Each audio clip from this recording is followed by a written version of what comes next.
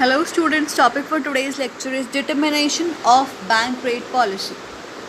The bank rate is a traditional weapon of credit control which is being used by a central bank. It performs its functions as the lender of the last resort to commercial banks. It will discount first class bills, or it also helps in advancing loans against the approved security. A specific idea regarding the technique of a bank rate can be had from the Reserve Bank of India's definition of the bank rate policy, which consists of the varying the different terms and conditions under which the market may have temporary access to the central bank through discounts of selected short-term assets or through secured advances. Thus, the bank rate policy seeks to influence both the cost and the availability of the credit to members of the bank. Cost, of course, is determined by the discount rate charged, and the availability depends largely upon the statutory requirements of eligibility of bills for discounting and advances, as well as the maximum period for which the credit is been available.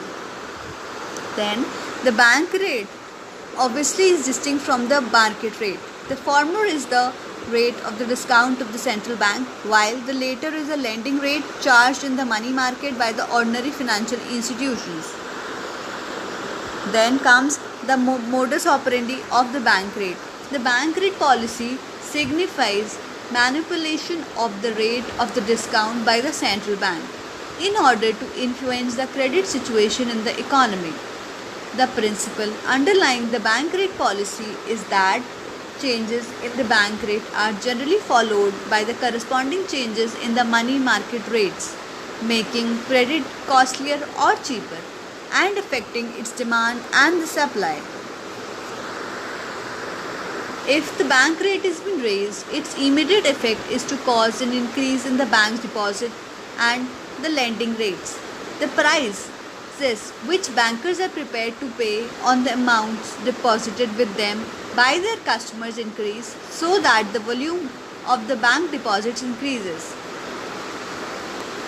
Commercial banks also employ a substantial proportion of the funds deposited with them to form the basis of the loans and the advances that they make to their customers, and in as much as the banks are now paying more for these deposits, they must charge higher rates for the loans and the advances that are being made to their customers.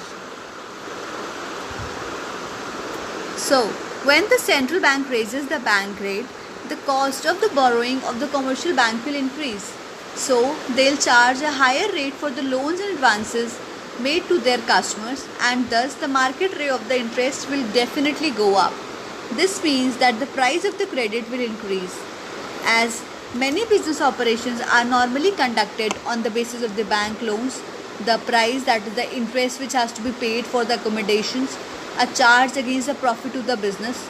In consequence, the sudden increase in the interest rate will reduce or wipe out the profit of the business, so that the industrial and the commercial borrowers reduce their borrowings.